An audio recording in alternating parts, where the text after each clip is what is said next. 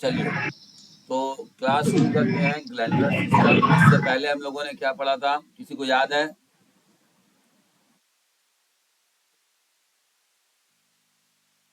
इससे पहले हम लोगों ने क्या पढ़ चुका है हम लोग? तो हमारा जो nervous anatomy system. And physiology वाला चैप्टर है, एनाटॉमी एंड फिजियोलॉजी वाला जो हमारा चैप्टर है, इसमें हम लोगों ने लगभग सभी टॉपिक पढ़ लिया है। और अभी हम लोग यहाँ पर आ गए हैं, कौन सा, जो कि लास्ट टॉपिक चल रहा है हमारा, ग्लैंड, या हम इसे कह सकते हैं ग्लैंडुलर सिस्टम, जिसमें हम इंडोक्राइन और एक्सोक्राइन ग्लैंड के बारे में पढ़ते हैं।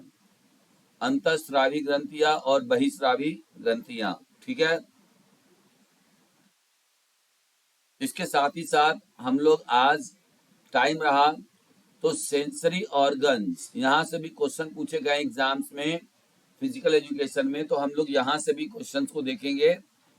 तो मैं बता दूं कि फिजिकल एजुकेशन के पूरी क्लास में, या फिजिकल एजुकेशन का मैं कह दूं कि जितने भी लोग क्लासेज या जहां भी चलता है, वहां पे आपको स्टेटमेंट वाले क्वेश्चंस, हर एक टॉपिक, मान लीजिए कि टॉपिक वाइज क्वेश्चन कराने वाले आपको मिल जाएंगे, लेकिन टॉपिक वाइज डिफरेंट टाइप के क्वेश्चंस, जैसे मैच द कॉलम। अगर मैं बात कर रहा हूं कि इंडोक्राइन एक्सोक्राइन ग्लैंड, तो मैं इसी टॉपिक से कम 4 अलग अलग प्रकार के क्वेश्चन लेकर आपको कराऊंगा। जैसे सिंपल एमसीक्यू हो गया, मैच द कॉलम हो गया, करेक्ट स्टेटमेंट हो गया, जिसमें हमको स्टेटमेंट वाले में छांटना होता है कि कौन सा 2 स्टेटमेंट सही है, गलत है ना। तो ये सब जो क्वेश्चंस है, इनके अलावा और भी बहुत सारे बन सकते हैं। तो ये वाला जो है, ये पहला ऐसा है, मुझे लगता है कि कोई भी इस तरीके से आपको एक ही टॉपिक से इतने प्रकार के क्वेश्चन नहीं कराएगा। कम से कम 4 से 5 प्रकार के क्वेश्चन, और सिर्फ एक टॉपिक से कराना, ये सिर्फ हमारे चैनल पर ही होता है, हमारे क्लास में ही ऐसा कराया जाता है।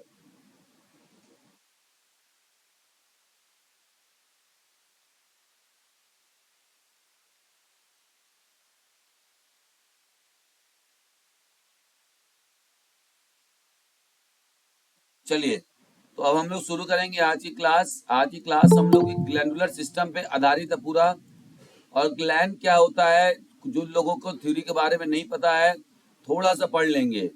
लेकिन जो लोग फर्स्ट टाइम पढ़ रहे हैं, उनको थोड़ा सा लगेगा कि उनको समझ में नहीं आ रहा है, क्योंकि मैं डीप में बहुत नहीं पढ़ा रहा हूँ, या आपके बेसिक्स को ठीक नहीं करना चाह रहा हूँ। क्योंकि यहाँ पर मैक्सिमम बच्चे हैं ऐसे जो तैयारी कर चुके हैं, जिनको थ्योरी लगभग पता है, 80% थ्योरी जानते हैं।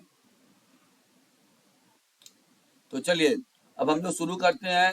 तो अब क्या होता है, ग्लैंडुलर सिस्टम किसको कहते हैं? तो मानव शरीर का वह भाग जो रासायनिक पदार्थ जैसे हार्मोन और एंजाइम का उत्सर्जन करता है, उसे हम क्या कहते हैं? उसे ही हम ग्लैंडुलर कहते हैं या ग्लैंड कहते हैं, ठीक है। और उस सर रासायनिक पदार्थ के द्वारा मनुष्य के वृद्धि, विकास और प्रजनन आदि कार्यों में सहायता प्रदान करता है।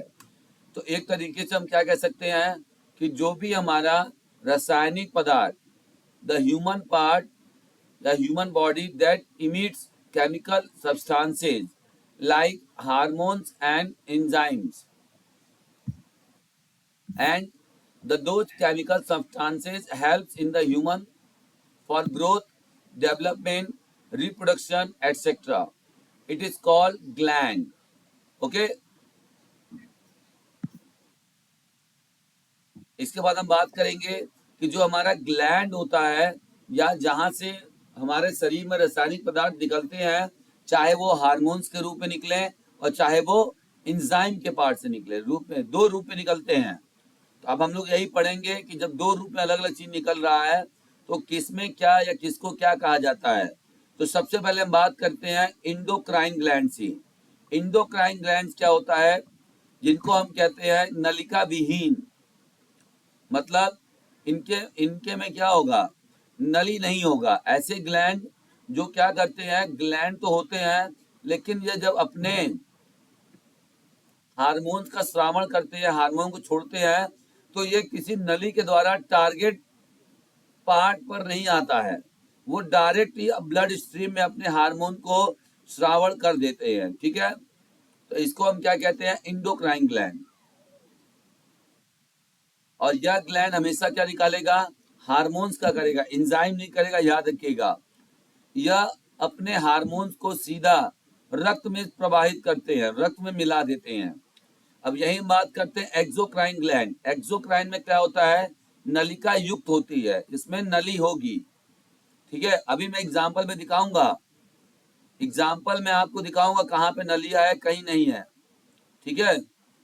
जब हम लोग आगे पढ़ेंगे तो इसमें मैं आपको दिखाऊंगा, ठीक है।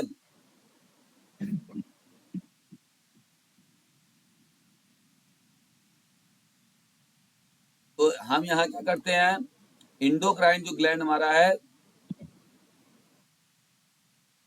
एक्सोक्राइन ग्लैंड, ये नलिका युक्त होती है और यह एंजाइम को स्रावित करती है, एंजाइम निकालती है ये, और अपने एंजाइम को सीधे नली के द्वारा एक टारगेट पार्ट होता है वहां पर वो उसको रिलीज करती है, वहां पे उसको सप्लाई करती है। अब देखिए हमारे शरीर में इतने जगह पर आपके ग्लैंड पाए जाते हैं। सबसे पहला होता है हाइपोथैलेमस और पिट्यूटरी ग्लैंड, ठीक है। फिर है आपका पीनियल ग्लैंड, थायराइड ग्लैंड, देखिए यहाँ पे थायराइड ग्लैंड, फिर है आपका thymus gland, parathyroid gland, pancreas gland, adrenal gland, testis, ठीक है। और इसके बाद ओवरीज।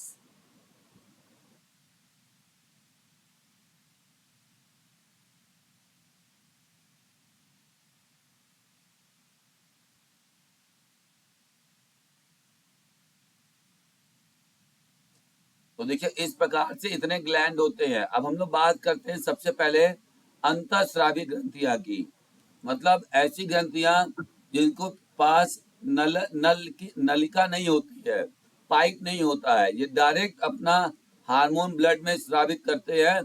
इसमें सबसे पहला आता है आपका पीनियल ग्लैंड,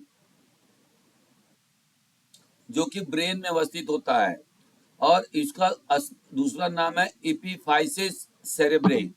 मैं बता दूं ये जो दूसरा नाम वाला है, ये आपका यूजीसी नेट में क्वेश्चन पूछा गया है, यह पूछा जाता है, तो उनको ये नाम जरूर याद रखना है, इपीफाइसिस सेरेब्रे।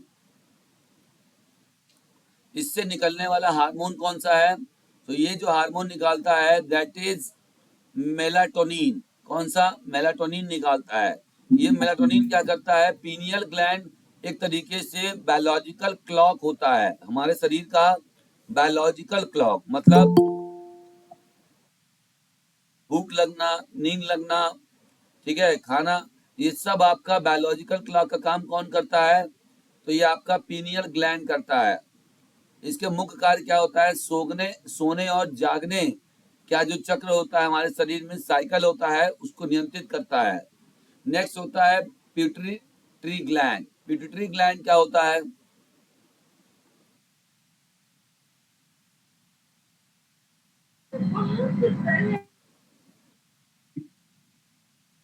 देखिए पिट्यूटरी ग्लैंड जो होता है वो मटर के दाने के समान होता है, और जिसका व्यास 1 सेंटीमीटर होता है और वजन 0.5 ग्राम होता है।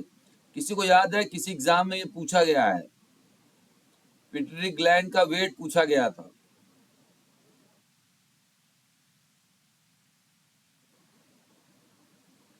मेरी किताब में जो भी चीजें आपको है, ठीक है, या ये जो आपको मैं नोट्स दे रहा हूँ, इस नोट्स में जो भी बातें लिखी हुई हैं, हर एक लाइन एक आपका एग्जाम में आने वाला क्वेश्चन है, तो बात ध्यान रखिएगा।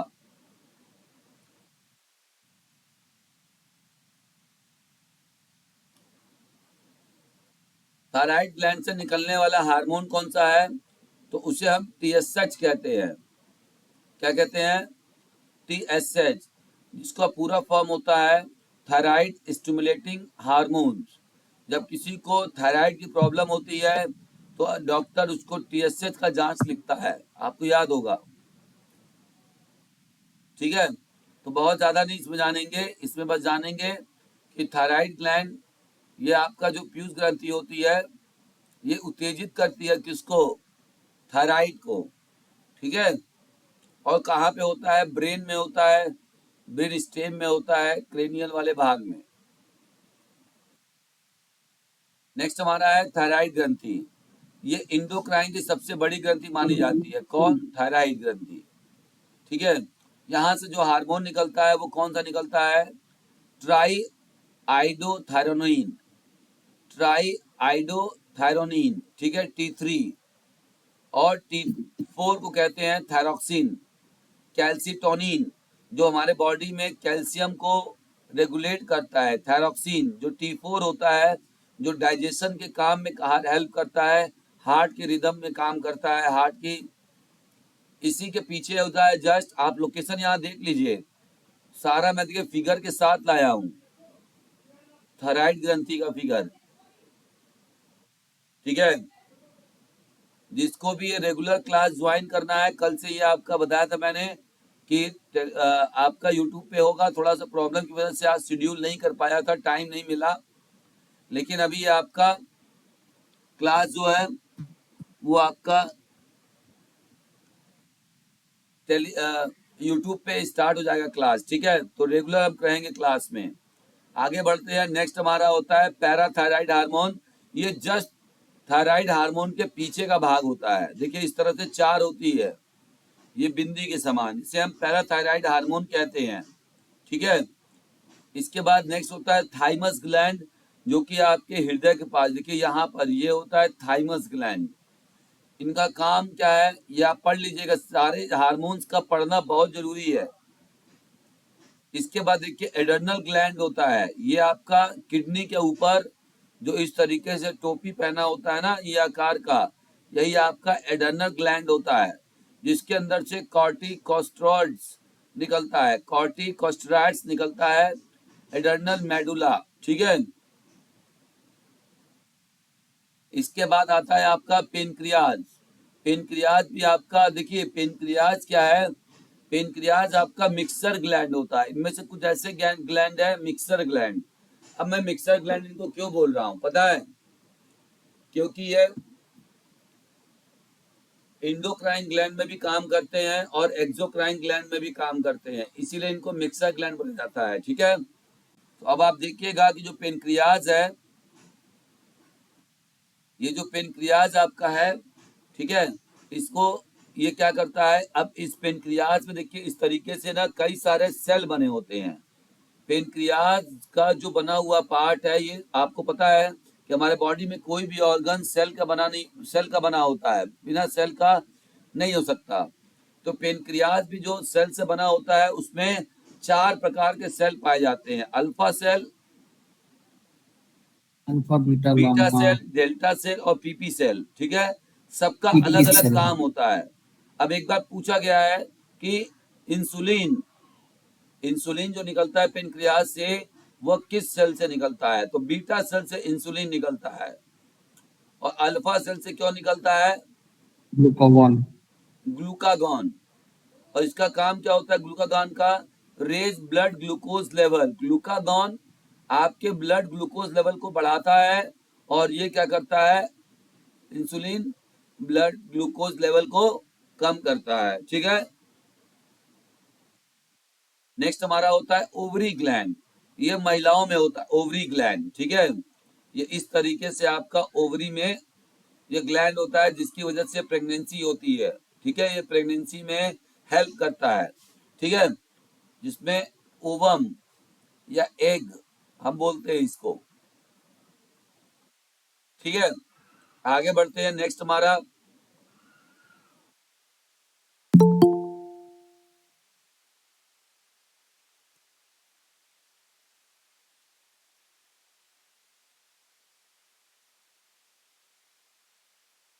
आगे बढ़ते हैं। नेक्स्ट हमारा जो अब आएगा, यहाँ पे हमने ओवरी ग्लैंड पढ़ा, अब हम लोग पढ़ेंगे टेस्टिस ग्लैंड।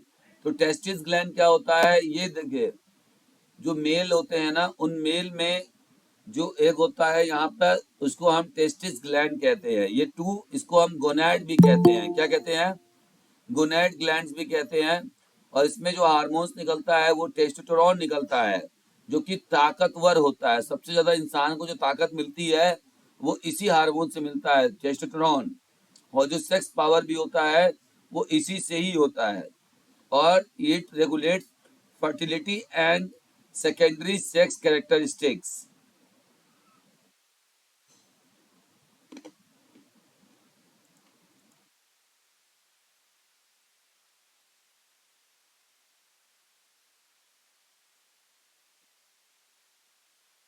ठीक है, अब हम लोग बात करेंगे कुछ एक्सोक्राइन ग्लैंड्स की। तो एक्सोक्राइन ग्लैंड में क्या होता है, स्लाइवरी ग्लैंड। देखिए स्लाइवरी ग्लैंड में देखिए, अगर आप देख पा रहे होंगे जूम करके, तो यहाँ जितने भी ग्लैंड इनमें नलिका बनी होती है, और ये नलिका देखिए यहाँ पे जाकर यहाँ पर स्लाइवा को छोड़ते हैं, यहाँ से निकलता है लेकिन जाके छोड़, इसीलिए इनको नलिका युक्त कहा जाता है, एक्सोक्राइन कहा जाता है। ठीक है, इसमें से क्या निकलता है, इंजाइम निकलता है। क्या निकलता है, इंजाइम।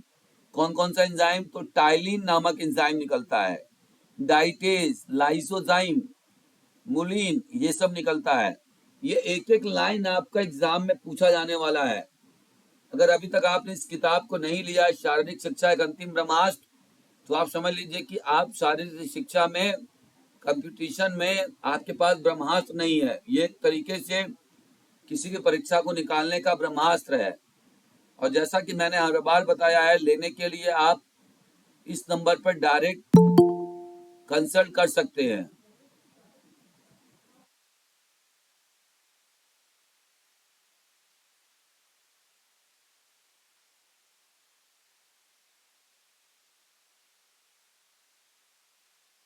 ठीक है, इसके बाद होता है लेक्राइमल ग्लैंड।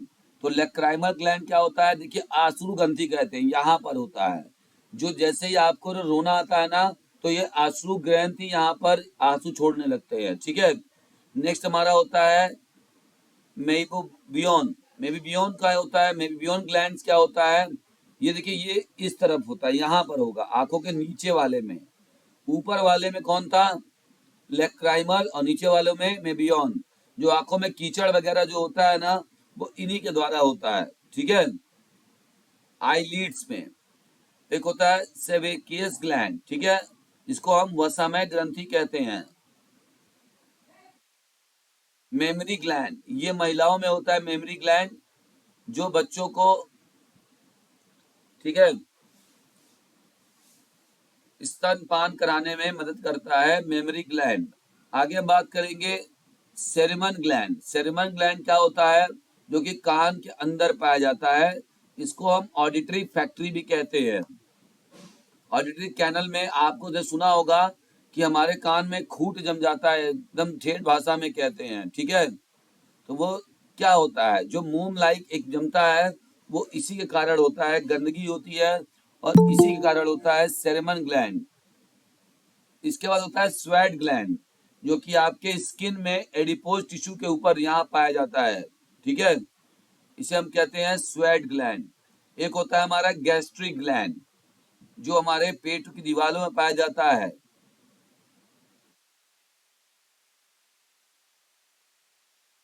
ठीक, तो हम लोगों ने इतने टाइप के ग्लैंड के बारे में पढ़ लिया। एक और होता है जो सबसे बड़ा ग्लैंड बॉडी का, ये तो हम लोग पढ़े ही नहीं, लीवर। ये शरीर का सबसे बड़ा ग्रंथि है, largest gland of the human body.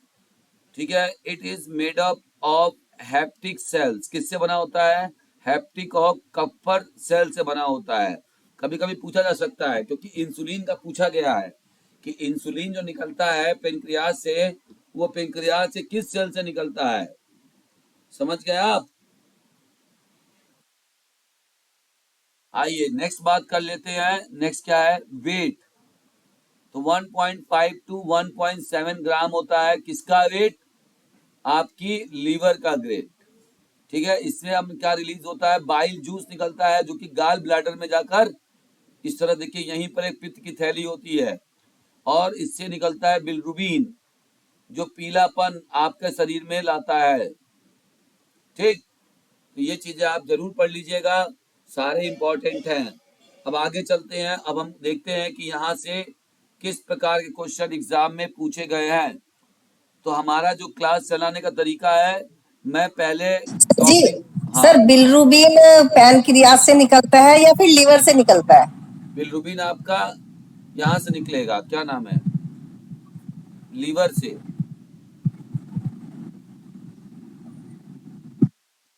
ठीक है, तो पहले हम टॉपिक को क्लियर करते हैं, थ्योरी पढ़ाते हैं, फिर उसी टॉपिक से रिलेटेड आपको कम से कम 50 से 100 के बीच में क्वेश्चंस लगवाते हैं, और सारे क्वेश्चंस आपके 3 से 4 भाग में होते हैं। एक होता है सिंपल एमसीक्यू, दूसरा होता है आपका statement, choose the correct statement, match the following, है ना, और नॉट टाइप, कौन सा इसमें से नहीं हो सकता। ये इस तरह से और भी करा सकते हैं। तो एक ही टॉपिक से चारों क्वेश्चन आपको यहीं पे मिलेगा। तो इसके लिए हमारे चैनल को सब्सक्राइब कर लीजिए। अगर आपको डायरेक्ट हमारे लिंक क्लास का लिंक चाहिए तो आप डायरेक्ट भी क्लास में ज्वाइन करके पढ़ सकते हैं। इसके लिए आपको 9670819218 पे कॉल करके आपको पूछेंगे कोर्स के बारे में, आपको बता दिया जाएगा। चलिए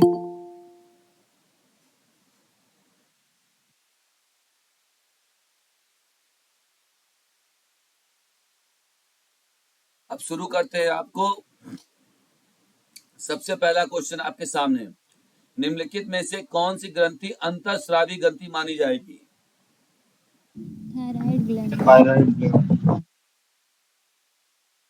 बताइए इसमें लाल ग्रंथि, थायराइड ग्रंथि, स्वेट। तो थायराइड ग्रंथि को हम प्योर मानेंगे। कभी कभी हम बोलेंगे कि अगर ये नहीं होता है अग्नाशय, क्योंकि ये मिक्सर ग्लैंड होता है, ये दोनों में हम इसको पढ़ सकते हैं। ठीक है, नेक्स्ट बात कर रहा है पिट्यूटरी ग्रंथि कहाँ स्थित होती है? गले। तो इसका जो राइट आंसर क्या हो जाएगा? मस्तिष्क। थायराइड।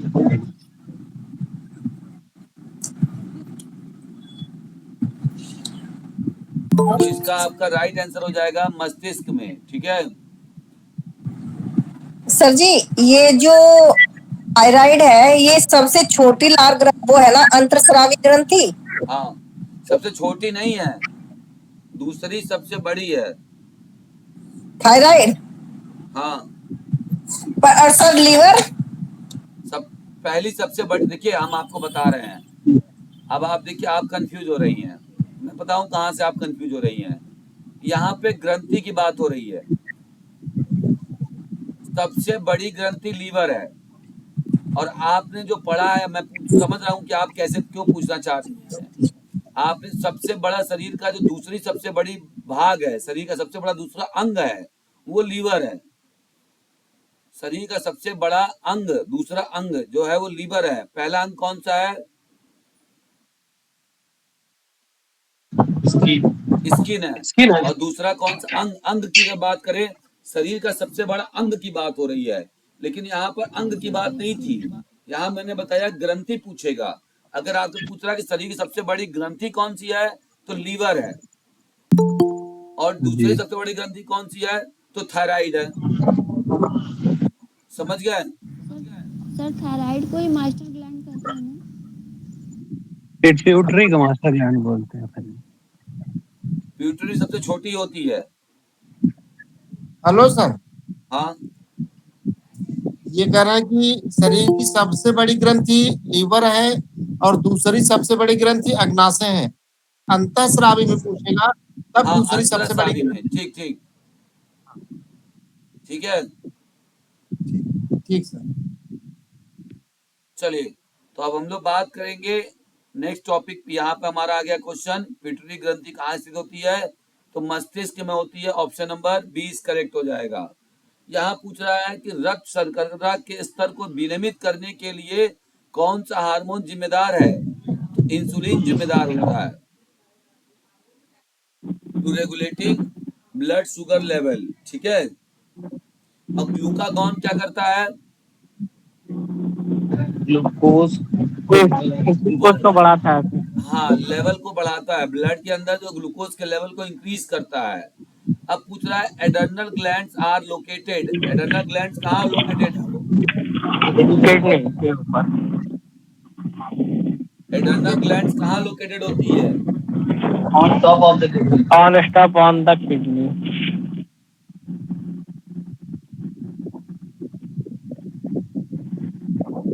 तो एड्रेनल ग्लैंड आपका कहाँ स्थित होगा? आपका गुर्दे के ऊपर। Option number A is correct हो जाएगा।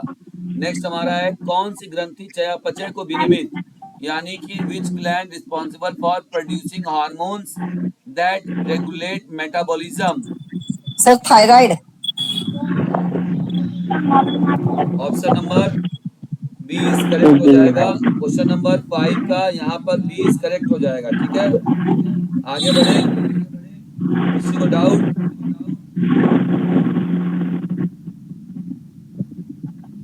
नेक्स्ट क्वेश्चन नंबर 6 क्या पूछ रहा है कि which of the following is an exocrine gland? इनमें से कौन सा है?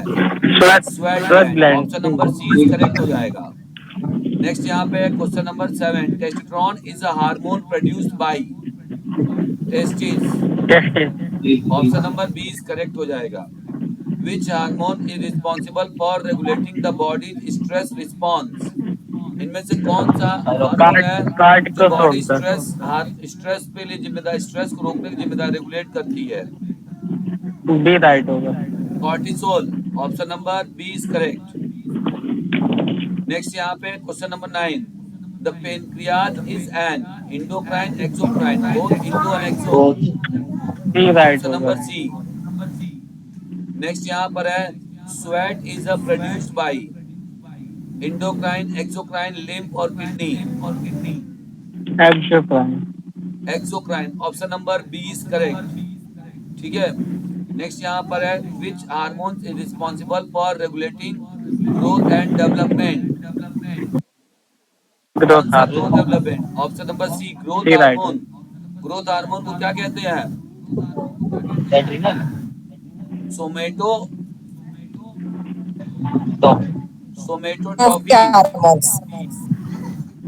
ठीक है, तो यहाँ पर आपका क्या हो जाएगा? ग्रोथ हार्मोन को हम सोमेटोट्रोपिन के नाम से भी जानते हैं। नेक्स्ट यहाँ पर है, the parathyroid gland are located. Parathyroid gland कहाँ लोकेशन होता है? Neck, in the neck. Which hormone is responsible for regulating calcium and phosphate levels in the body? Parathyroid. D right होगा। Option number C is correct, parathyroid. इसमें कौन सा product निकलता है? Calcitonin. Next यहाँ पे है, saliva is produced by endocrine exocrine gland? Exocrine. Option number B is correct. Which hormone is responsible for regulating the body water balance? ADH. ADH, anti diuretic hormones. ADH कहाँ से निकलता है?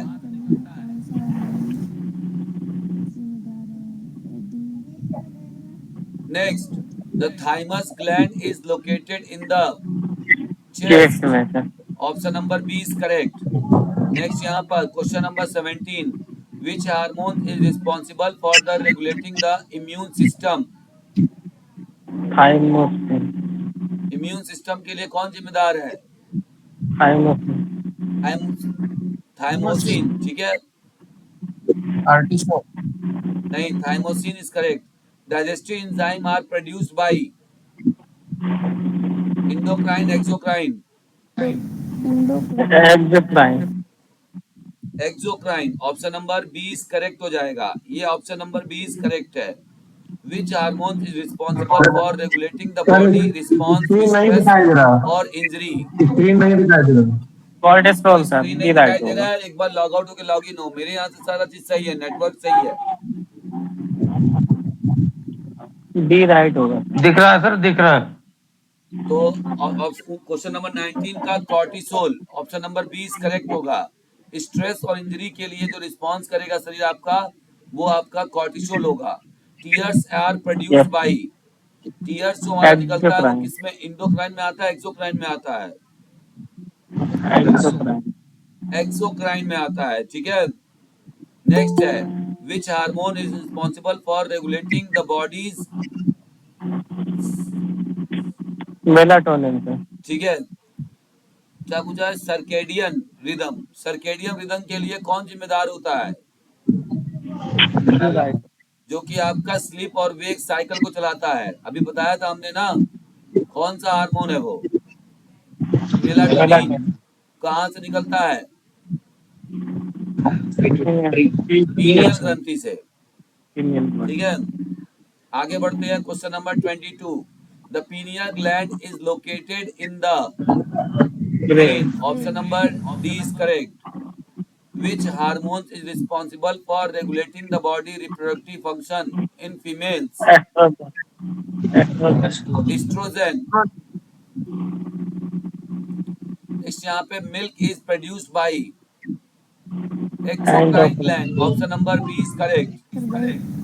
अभी आपको category पढ़ाया था ना कि कौन सा इंडो में आएगा, कौन सा एक्सो में जाएगा। Question number 25। Which hormone is responsible for regulating the body's reproductive function in males?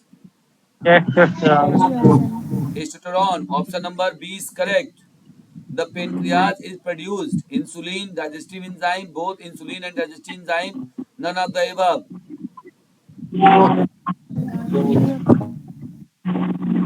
बोलो भाई, option number C is correct. दोनों निकालता है, पेनक्रियाटिक जूस भी तो निकालता है। तो option number C is correct होगा। Which hormone is responsible for regulating the body response to stress and inflammation? cortisol. तो cortisol. Option number D is correct. Question number 28। Bile is produced by endocrine, Exocrine. Exocrine. Liver किस में आता है? Exocrine. Exocrine. Option number B is correct होगा। Next हमारा है, which hormone is responsible for regulating body appetite and energy balance? Hello sir,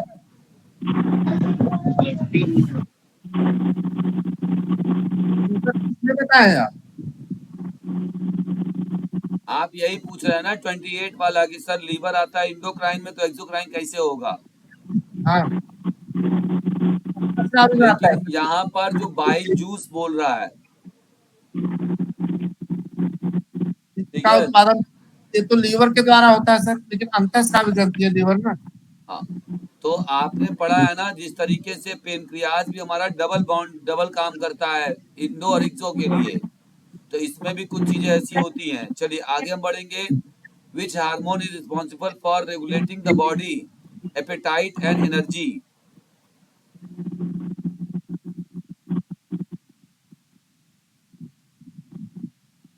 Leptin. Question number 29। तो leptin. Option number B is correct होगा। Appetite energy के लिए leptin आपका जरूरी है। The liver is an endocrine, exocrine, both endo and exo. Exocrine. Sir liver endocrine होगा। Sir endocrine, क्योंकि ये एक नली के द्वारा ही तो छोड़ता है जो वो बाइल जूस निकालता है। तो अगर नली के द्वारा छोड़ रहा है तो एक्सोक्राइन होगा ना। Exocrine.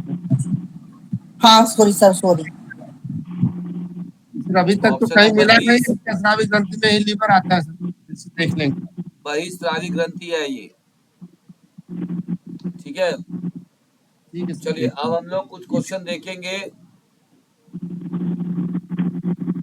स्टेटमेंट वाले क्वेश्चन देखेंगे। ठीक है, और आपको इसमें बताना है कि कौन सा स्टेटमेंट गलत है, कौन सा सही है। ठीक है, मान लीजिए ऐसा क्वेश्चन कभी आता है एग्जाम में, ये क्वेश्चन ज्यादातर कौन पूछता है? DSSB, Navodaya, KVS, EMRS। इसके लिए अगर आप तैयारी कर रहे हैं तो ये जरूर देखिएगा। अगर आपने ये क्वेश्चन, और ये क्वेश्चन टॉपिक वाइज सिर्फ मेरे ही चैनल पर और मेरे ही द्वारा कराया जाता है। आप इस चीज का पता लगा लीजिए कहीं भी कि स्टेटमेंट वाले क्वेश्चन कोई नहीं कराता। चलिए, Yes, sir. Which of the sir following sir statements? इन क्वेश्चनों की पीडीएफ कहाँ मिलेंगी सर, यदि हम दोबारा से लगाना चाहे तो? वीडियो देखिए दोबारा से। ना सर, पीडीएफ चाहिए सर।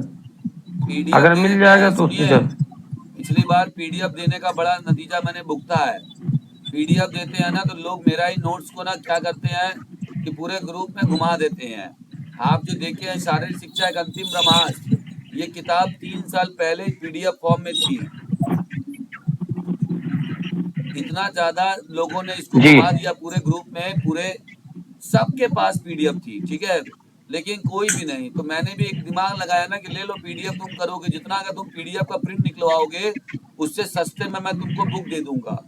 उस समय जो मैंने ये सर पीडीएफ बनाई थी, सर ऐसे करने से क्या होगा, हम इकट्ठा करके तो हमें पढ़ेंगे तो ही काम आएगा ना सर। वो ऐसे तो पीडीएफ ले लेके नहीं तो रख लेंगे लोग तो क्या शेयर होगा, कर पढ़ना तो देते हैं ना, पड़ेगा ना तो सर। इसीलिए इस बार अब हमने कोई भी, देखिए अभी मैंने जो अभी दूसरी बुक मैंने लिखी है, शारीरिक शिक्षा एक अंतिम योद्धा, उसका एक मटेरियल भी किसी के पास नहीं है, एक क्वेश्चन भी किसी के पास नहीं गया है, क्योंकि आदमी पहली बार में सबक सीख जाता है। और जिसने भी ये किया मैं उसको धन्यवाद करता हूँ।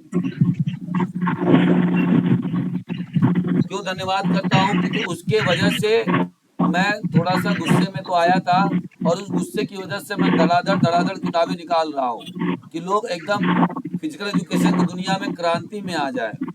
शायद वो अगर ऐसा नहीं करता तो मैं इतने किताब निकालने के मूड में नहीं आता। योद्धा के बाद भी किताब निकल रहेगी, इतनी किताबें रख दूंगा ना, इतना आसान फिजिकल एजुकेशन बना दूंगा ना कि पढ़ने वालों ना रोने लगेंगे कि कैसे पढ़ा जाए और क्या पढ़ा जाए। सबके पास जो किताबें हैं, कैसे एग्जाम निकाला जाए। ठीक है, बस मेरे साथ जुड़ने का एक फायदा ये है कि जो चीज मार्केट में 1 साल बाद आएगी अगले साल, वो आपको पहले मिलेगा। ये वाला जो है क्वेश्चन, ये आपको आज मिल रहा है ना, लेकिन किताब के फॉर्म में 1 साल बाद, सर 1.5 साल सर ये बाद आता है। वीडियो सर ये वीडियो यूट्यूब में दोबारा भी मिलेगा? हाँ, यूट्यूब में आपको मिल जाएगा। ठीक है, अभी मैं कुछ चीजों को क्या कर रहा हूँ कि वीडियो यूट्यूब पे मैं डाल दे रहा हूँ, ठीक है, लेकिन इसके बाद अभी पूरा सिलेबस बचा हुआ है, तो कुछ चीजें जी जी प्राइवेट में चली जाएंगी।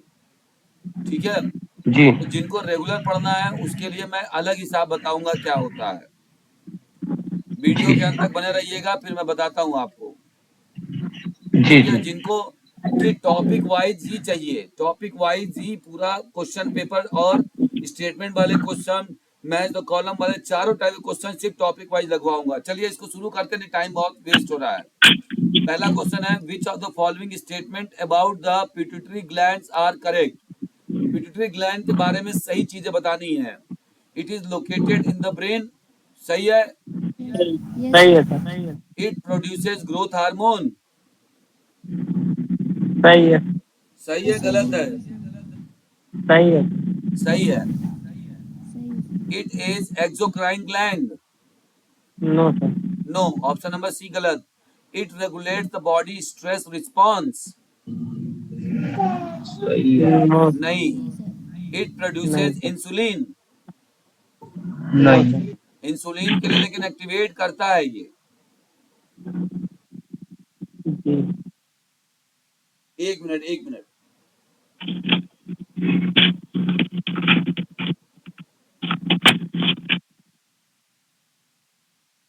ठीक है, तो यहाँ पर आपका it regulates body water balance, ये सही है आपका। तो यहाँ पर ए बी एफ आपका राइट आंसर बना है, ए बी एफ। ठीक है, आगे बढ़ेंगे। Which of the following statements about thyroid glands are correct? It is located in the neck. Yes, A option is yes. correct. It regulates the immune system. No. क्यों? It produces thyroxine, which regulates metabolism. Yes.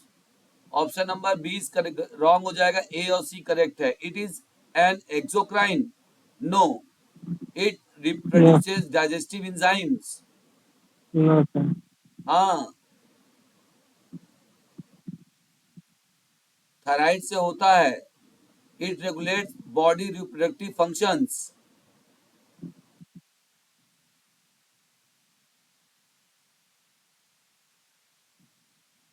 आपको बताने हैं। Yes. तो यहाँ पर दो option आपका सही आ रहा है सिर्फ, ठीक है। कौन सा? ए नंबर और सी नंबर, बाकी सही नहीं रहे। नेक्स्ट हम बात करेंगे which of the following statements about the pancreas are correct. Next यहाँ पर क्या बोल, it is an endocrine gland. क्या पेनक्रियाज इंडोक्राइन ग्लैंड होता है? Yes, sir. सही रखेंगे गलत रखेंगे? तो दोनों सही होता है रखेंगे। ना? सही है। नहीं, तो ओनली नहीं होगा यहाँ पे। अगर सिर्फ बोल रहा है कि इंडोक्राइन है तो ये गलत बात है, ये सही नहीं है। इट प्रोड्यूसेस इंसुलिन, ये बी वाला सही है। It regulates the body circadian rhythm, नहीं। गलत है sir. It produces digestive enzymes, सही है। यस। सही है तो सर। कौन कौन सा सही हुआ आपका? बी और, तो जो सही होगा लिखते जाइए, डी। बी और डी। डी। सो दो सही हो गया। It is an exocrine gland, नहीं ये भी नहीं है। It regulates the body stress response, नहीं। सर ये भी नहीं।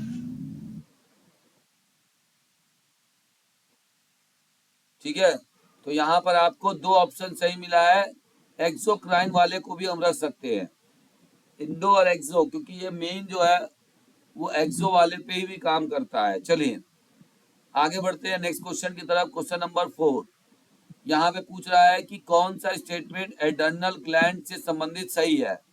They are located on the top of the kidneys, ये सही है। सही ऑप्शन है। Number A is correct. सही है sir. They produce testosterone, no sir. No. नहीं सर। ये कौन नो। करता है? Gonad gonads, drop. जी सर। ठीक है। तो ऑप्शन बी करेक्ट, गलत हो गया। They produces cortisol which regulates the body stress response, सही है। सही है। तो सही है। ऑप्शन नंबर ए सही हो गया, सी सही हो गया। ए सही है, सी सही है। अब आगे बढ़ते हैं, क्या बोल रहा है?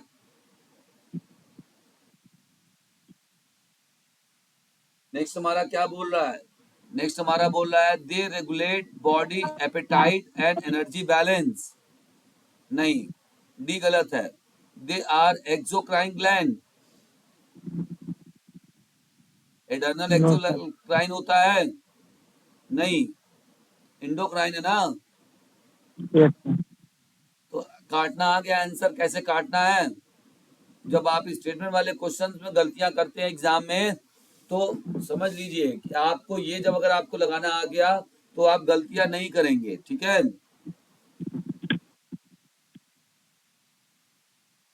तो यहाँ पे क्या आंसर बना आपका? ए सही था, सी सही था, उसके बाद कोई सही लग रहा है आपको? सर ये एफ वाला राइट नहीं होगा?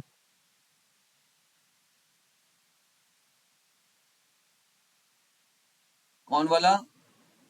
F sir, they regulate the body water balance. Appetite वाला? नहीं सर, एफ वाला। F F. They regulate body water balance, नहीं, जी। तीनों गलत है, दो सही था। नेक्स्ट है which of the following statements about the testes are correct. Testes के बारे में बताना है।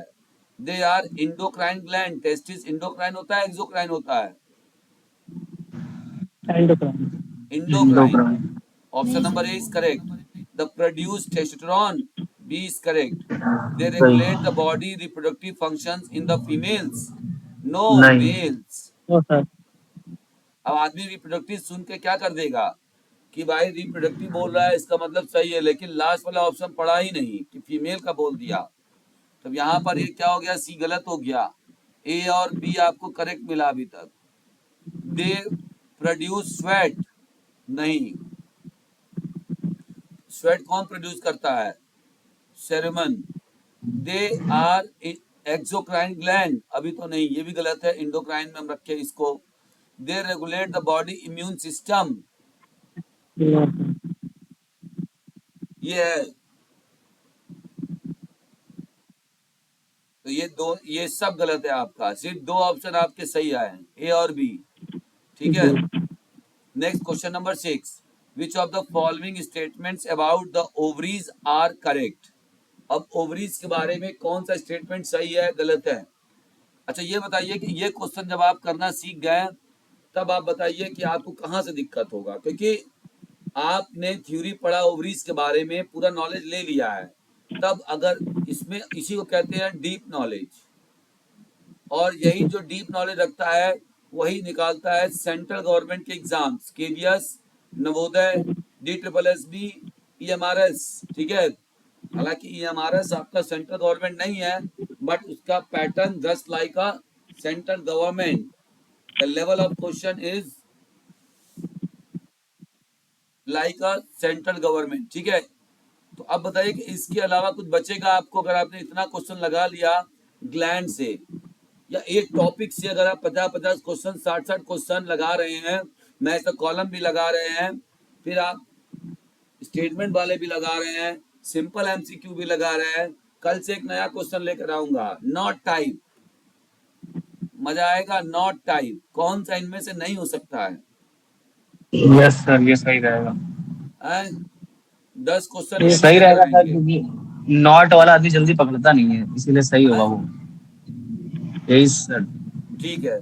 तो अब क्या करेंगे, देखो अब हम लोग सिस्टम बना देते हैं। सिंपल MCQ जो हमारा रहेगा वो 30 की जगह हम उसको 20 कर देंगे, उसी में 10 क्वेश्चन नॉट टाइप का ला देंगे। ठीक है। सही रहेगा। आप लोग थोड़ा सा देखिए मेरी मेहनत का, थोड़ा सा मुझे बस यही मोटिवेशन दीजिए। आप सोचिए कि हिंदी और इंग्लिश में टाइप करना कितना, आप 10 क्वेश्चन खाली टाइप करिएगा एक दिन, या किसी से करवाइएगा। अब आप सोचिए कितना पैसे खर्च होते हैं ये सब कराने करने में।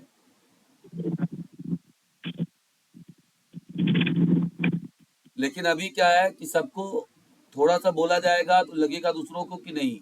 चलिए आगे बढ़ेंगे। ओवरीज के बारे में कौन सी बातें सही है? दे आर इंडोक्राइन ग्लैंड्स, सही है। सही है। दे प्रोड्यूस एस्ट्रोजन, सही है। सही है। They are regulate the body reproductive function in male, no. They produce milk, नहीं। They are exocrine, they regulate the body circadian rhythm. No. अभी ऊपर हम लोग पढ़े थे ना सर्केडियन रिदम किसमें था, तो ओनली ए और बी इसका सही है, बाकी 4 गलत हो गया। आगे बढ़ते हैं। Which of the following statements about sweat glands are correct? They are endocrine, गलत, स्वेट हमेशा एक्सो होगा। They produce sweat, yes. They regulate the body water balance. 7वां का बताइए, बी सही है, सी भी सही है। दे प्रोड्यूस डाइजेस्टिव एंजाइम, नहीं। They are exocrine, yes. They regulate the body stress response, नहीं। तो कौन कौन सा सही बना? बी, सी और ई।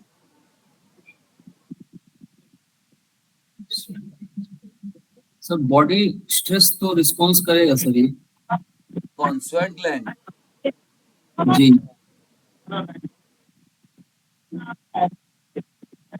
नहीं, वो आप अलग समझ रहे हैं। वो जो स्ट्रेस को रिस्पॉन्स करेगा मतलब वहां पसीना निकलना, यही ना? Yes sir. नहीं, वहां इससे रिलेटेड रिलेशन नहीं है उसका।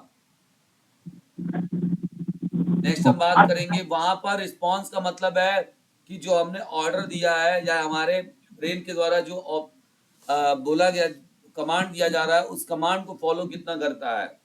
ठीक है। आगे बढ़ेंगे। Which of the Yes. Following statements about the salivary glands are correct? They are endocrine glands, no, A is wrong. They produce saliva, yes. No. They regulate the body appetite and energy balance, Yes. no. No. They produce insulin, nahi. They are No. exocrine No. glands, yes. Yes. They regulate the body immune system, no. तो इसका दो option खाली सही होगा, B and ई। ठीक, यहीं पर आप लोग कितना एग्जाम में फंसा है बताइए बच्चा। केवीएस में फंसे थे ऐसे क्वेश्चन में, नवोदय में फंसे हैं, डी ट्रिपल एस बी 2021-22 वाले फंसे थे, 21 वाले में। इसके बाद क्या पूछ देता है, या तो ऐसे पूछेगा या इसको ना ABCD की जगह डी ट्रिपल एस बी वाला क्या करता है पता है, डी ट्रिपल एस बी वाला एक कर देता है, स्टेटमेंट 1, स्टेटमेंट 2, स्टेटमेंट 3। अब पूछता है कि 1 या 2 सही है, सिर्फ 2 सही है, तीनों सही है, ऐसे करके। डी ट्रिपल एस बी में ऐसे क्वेश्चन ज्यादा आते हैं। सही कह रहा हूं मैं?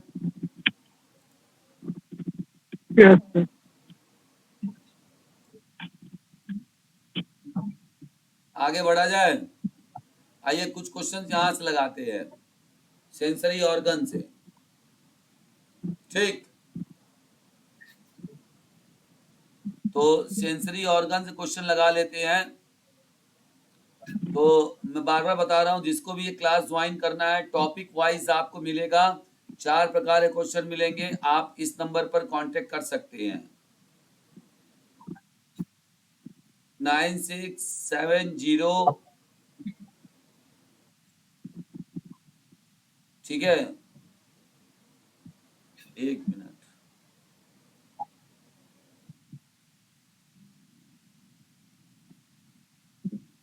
सर वॉइस नहीं आ रही है आपकी। और किसको वॉइस नहीं आ रही है?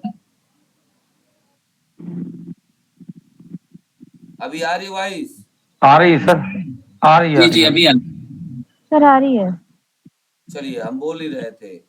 Which sensory organs is primarily responsible for maintaining balance during the physical activity? Sir can you repeat your number sir please?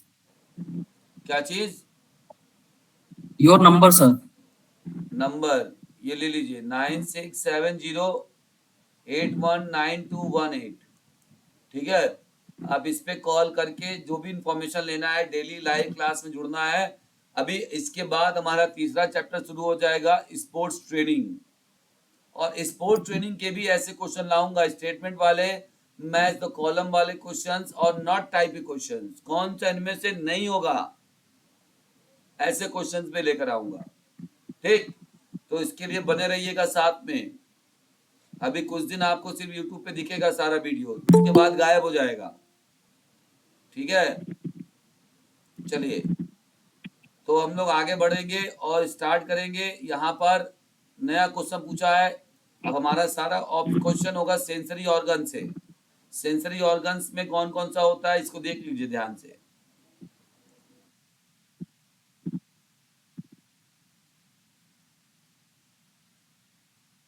Sensory organs में क्या है, इसको देख लीजिएगा ध्यान से।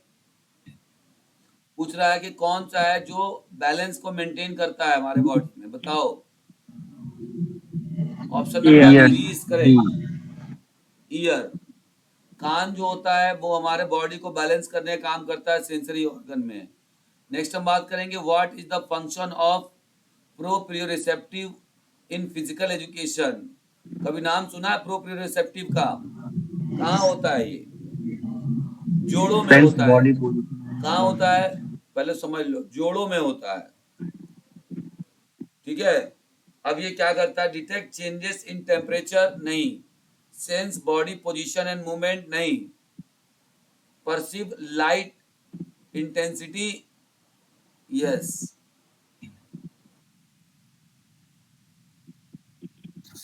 सर समझ में नहीं आया। प्रोप्रियोसेप्टिव क्या करता है बताओ?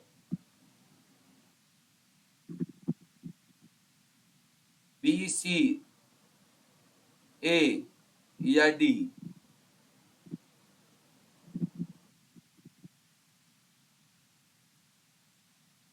तो प्रोप्रियोसेप्टिव आपका क्या करता है, sense body position and it's movement. ठीक है, इसको आपका Yes. परसीव करने का काम करता है सेंस ऑर्गन में। नेक्स्ट हम बात करेंगे, विच part of the I is responsible for adjusting different light levels during outdoor sports. कहने का मतलब क्या है कि जब आप बाहर मैदान में खेल रहे होते हो ना, तो उस समय जो विभिन्न प्रकार की रोशनी आंखों के स्तरों पर पड़ता है, तो आंखों में वह कौन सा भाग जिम्मेदार है जो उसको नियंत्रित करने का काम करता है? कॉर्निया है, रेटिना है, आइरिस है, लेंस है?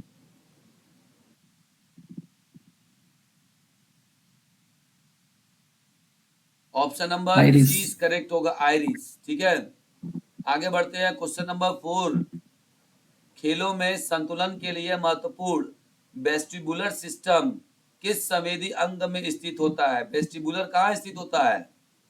Eye, ear, nose, tongue? Ear. तो option number B is correct, ear. ठीक है, नेक्स्ट यहाँ पर है, with what type of receptor is in the skin are responsible for the detecting pressure during contact sports? क्या पूछ रहा है? कह रहा है कि संपर्क खेलों के दौरान दबाव का पता लगाने के लिए त्वचा में किस प्रकार के रिसेप्टर जिम्मेदार होते हैं? यानी कि त्वचा में आपको पता लगाना है कि कितना प्रेशर पड़ रहा है, तो ये कौन से रिसेप्टर काम करते हैं त्वचा में कितना प्रेशर पड़ रहा है इसको पता लगाने के लिए? Thermo receptors, mechano receptors, chemo receptors, photo receptors?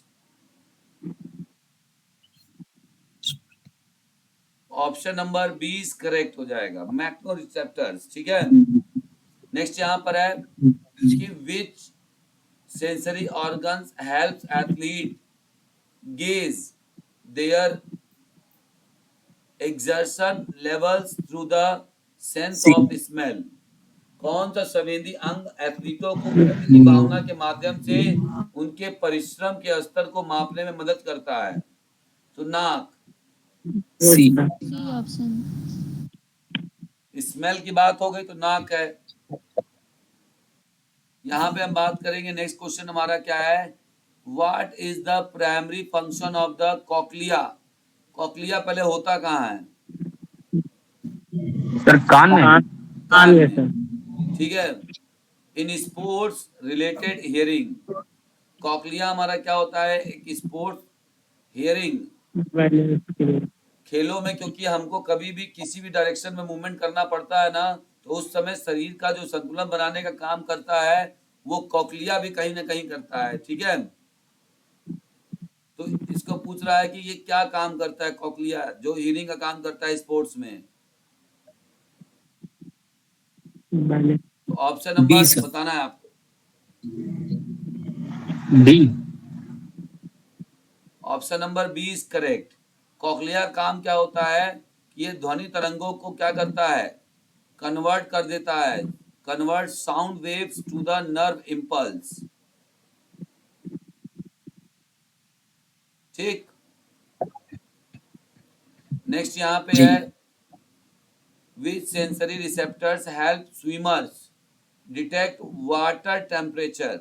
कौन सा सेंसरी Thermo- रिसेप्टर्स होता है शरीर के अंदर जो वाटर टेम्परेचर को डिटेक्ट करने का काम करता है? Baro receptors, thermo receptors, D. Chemo receptors and proprioceptive receptors?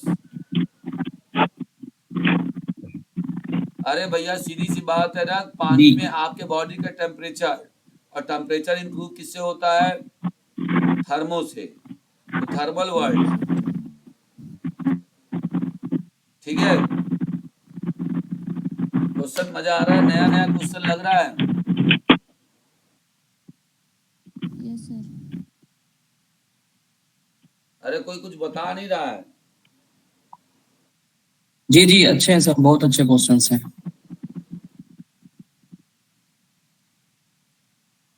चलिए, अच्छी बात है। आप लोग दुनिया भर के ना, मैं बता रहा हूँ, बच्चे परेशान रहते हैं क्वेश्चन खोजने के लिए। मैं क्वेश्चन दे सकता हूँ, एकदम ले लीजिए।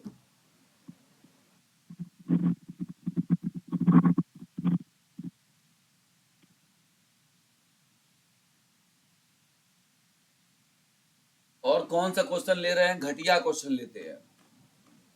कुछ बच्चों ने घटिया क्वेश्चन के लिए ले रखा है टेस्ट वाला, कि हमको डेली टेलीग्राम पर टेस्ट मिलेगा। कभी ऐसा क्वेश्चन देखा है टेलीग्राम पे आते हुए? नहीं। वही क्वेश्चन घुमा फिरा के आपको खाली बेवकूफ बना रहे हैं बस। दो वहां से उठा लिया, दो उस पेपर से उठा लिया, दो वहां पेपर से उठा लिया, और खाली बस वही लगवा रहे, खाली वही रटवा रहे। आपके दिमाग में रट लिया है। और लेकिन जहां भी आप जब जाते हैं नवोदय केवीएस हमारा DSSB में कभी क्वेश्चन पलट के आ जाता है। आजकल हरियाणा वगैरह में भी क्वेश्चन बहुत बढ़िया पूछा था। इस बार स्टेट में भी अच्छा क्वेश्चन आया था। अभी देखिए DP एग्जाम होगा, वहां भी क्वेश्चन बढ़िया पूछेगा। MP टेट हुआ तो वहां क्वेश्चन अच्छा पूछा था, है ना। तो वहां भी क्वेश्चन करने जाते हैं ना तो हालत हो जाती है खराब। पता चलता है कि सर अब तो निकाल ही नहीं पाए सर, गलती हो गया सर, तैयारी नहीं था। अब छुपाने के लिए झूठ क्या बोलते हैं कि सर तैयारी नहीं था, घर में कोई बीमार पड़ गया था, दिक्कत हो गया था, ये हो गया था, वो हो गया था। ये गलती नहीं बताते हैं कि हम लोग बेवकूफों की झांसे में आके फंस गए हैं। खाली रटे रटाए क्वेश्चन दिन भर लगाओगे तो कितना सीखोगे? अरे नहीं, मैं मानता हूँ कि ये क्वेश्चन नहीं आ सकता है, लेकिन आपका दिमाग तो खुलेगा ना, आपकी नॉलेज तो बढ़ेगी ना, डेप्थ ऑफ नॉलेज तो आपकी बढ़ेगी ना। जब तक आप डिफरेंट टाइप के क्वेश्चन लगाओगे नहीं तो आपका डेप्थ ऑफ नॉलेज कहाँ बढ़ेगा?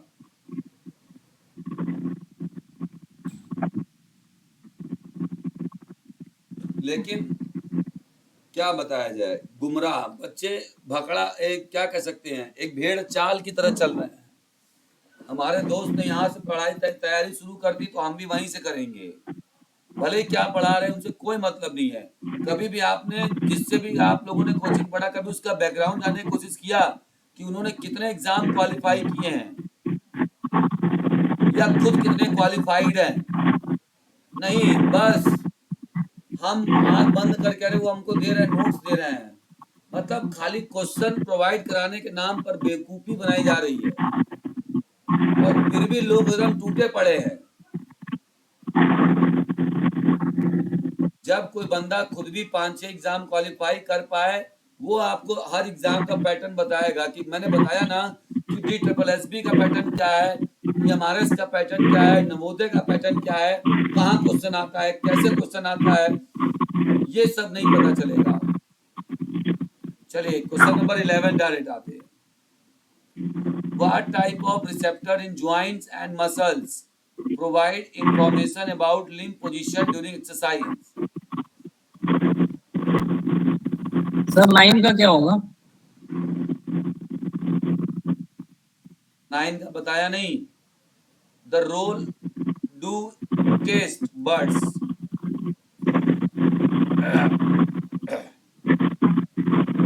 आपका taste bud play in physical education. शारीरिक शिक्षा में स्वाद तरीकाएं की क्या भूमिका होती है? Detect dehydration, sense muscles fatigue, monitor electrolyte balance, या regulate body temperature.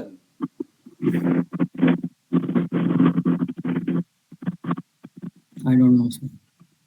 Option number C is correct होगा, मॉनिटर इलेक्ट्रोलाइट बैलेंस। टेस्ट, अब हम फिजिकल एजुकेशन में एक्टिविटी कर रहे हैं तो हमारा क्या सूखता है सबसे पहले बॉडी से, ये बताइए। गला सूखता है, ना जी प्यास लगती है, जी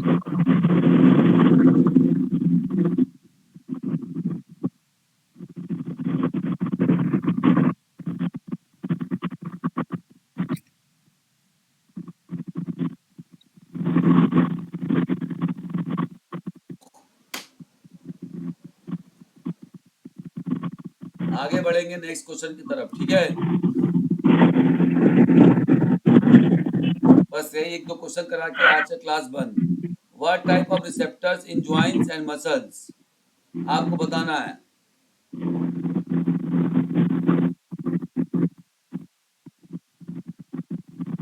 option number B is correct.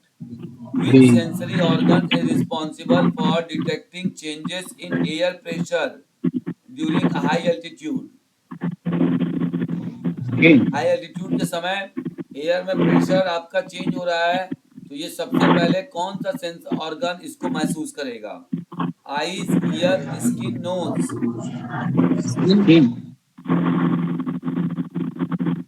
Option number B is correct, ear. Next यहाँ पर है what is the function of rod cell in the retina during night time sports activities. तो रॉड सेल क्या करता है? रोशनी को डी प्रेरित करता है, detect colour, perceive motion, enhance night vision या रेगुलेट पीपल साइज। तो option number C is correct हो जाएगा, इनहांस नाइट विजन। ठीक है, देखिए हमारे आंखों में दो प्रकार के सेल होते हैं, एक होता है रॉड सेल और एक होता है cone cell. Cone cell detect करता है कलर को, किसको? कलर में अंतर पहचानने का काम करता है, और अंधेरे में पहचानने का काम कौन करता है? Rod cell. रॉड सेल अच्छा होने से हमको विजन हमारी अच्छी होती है। Question number 14 sorry, which part of the ear is responsible for converting head movements into balance information? eardrum, Eardrum, cochlea, semicircular canals, auditory nerve। eardrum, कॉक्लिया। Option number C is correct होगा, semicircular canals. ठीक है, ये बताता है कि head का position balance में है या नहीं है। ये हेड का पूछा है सिर्फ। ठीक है, नेक्स्ट हम बात करेंगे what type of receptor in the skin helps athlete avoid injury bye detecting painful stimuli. कहीं से अगर हमको दर्द का महसूस हो रहा है तो ये हमको कौन बताता है? no C, हाँ, ऑप्शन नंबर सी, नोसिस रिसेप्टर्स। ठीक है, इससे पहले कभी नाम ही नहीं सुना होगा आपने। इससे पहले प्रोरियोसेप्टिव का खाली नाम सुना होगा, वो भी जब हम लोग फ्लेक्सिबिलिटी ट्रेनिंग वाला कराते थे तो वहां नाम सुना था। उसके पहले कुछ ऐसे बहुत कम लोग होंगे जो सारे इसको समझते होंगे या इसके बारे में पता होगा पहले से। ठीक है, चलिए नेक्स्ट हम बात करेंगे which sensory organs play a crucial role in spatial awareness during team sports. Spatial awareness मतलब स्थानिक, मतलब कौन कहां पर खड़ा है। ठीक है, इसकी जानकारी कैसे पता चलेगी? ear द्वारा, आई द्वारा, आईज। नेक्स्ट हमारा है विच या what is the function of cone cell in the retina. अभी बताया हमने ना, डिटेक्ट कलर, कोन रंग सेल का पता कलर। लगाना। कैसे याद रखेंगे? सी से कोन और सी से कलर, कलर। और रॉड से, आर से रोशनी और आर से रॉड सेल, ऐसे याद कर सकते हो, भूलोगे तब। नेक्स्ट हमारा है which part of the brain integrates information from multiple sensory organs to coordinate movement. मस्तिष्क का कौन सा भाग गति को समन्वित करने के लिए कई संवेदी अंगों को सूचना एकत्रित करता है, मतलब सेंसरी ऑर्गन से सूचना लेकर एकत्रित कर देता है? कौन है वो? Temporal. Cerebellum. cerebellum, right, cerebellum, question number 19, what type of receptor in blood vessels helps to regulate blood flow during exercise? I don't, बैरोस receptors, जो ब्लड एक्सरसाइज के समय ब्लड का ऊपर नीचे होता है ना, आपने बैरोमीटर का नाम सुना होगा। तो एक्सरसाइज के दौरान आपका जो ब्लड जो होता है वो ब्लड कितना तेजी से ऊपर नीचे हो रहा है उसके लिए ना। आगे बात करते हैं question number 20, which sensory organ is primarily responsible for detecting changes in body position during gymnastic.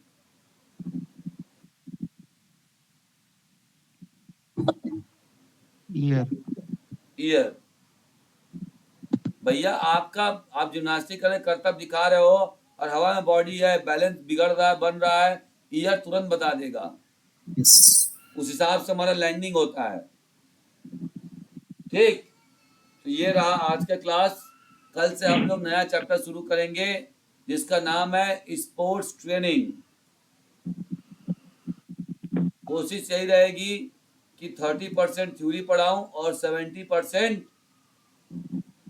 Question MCQs और पीवाईक्यूज लगाऊं। कल आपको 4 प्रकार के क्वेश्चन मिलेगा। कौन कौन से? जोन पे होगी या हाँ? जोन सर पे सर होगी? सर इसके सर ये क्वेश्चन जो आपने कराए बहुत महत्वपूर्ण है, ये मिलने चाहिए कम से कम स्टेट ग्रुप वालों को। मिलेगा मिलेगा, 1 मिनट।